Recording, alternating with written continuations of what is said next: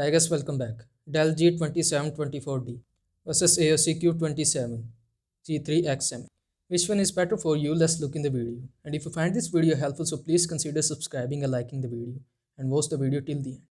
Here you will see this is the detailed comparison between these two. So first talk about screen size. Dell provided 27 inches screen size and it is also provided by AOC, so both are equal. Now let's look at the resolution. Dell provided 2560 into 1440 QHD resolution and it is also provided by AOC, so both are equal. Now let's look at the refresh rate. Dell provided 165 SZ and AOC provided 180 SZ refresh rate, so AOC is better. Now let's look at the panel type.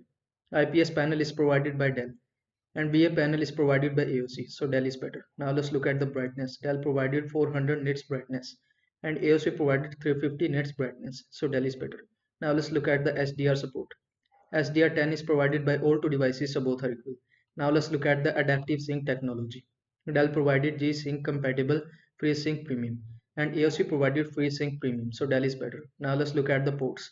Dell provided DisplayPort 1.4 HDMI 2.0 USB A 3.0 and AOC provided DisplayPort 1.4 HDMI 2.0, so Dell is better. Now let's look at the stand adjustability. Dell provided high tilt pivot and AOC provided high tan tilt, so Dell is better. Now let's look at the build quality. Dell provided premium and durable quality and AOC provided sturdy but slightly less premium quality, so Dell is better. And in the last, let's look at the price. The price of Dell is slightly higher and the price of AOC is more budget friendly, so AOC is better for budget friendly users. I hope this video was helpful to you. Make sure to like this video and subscribe to my channel for more this type of content. Thanks for watching.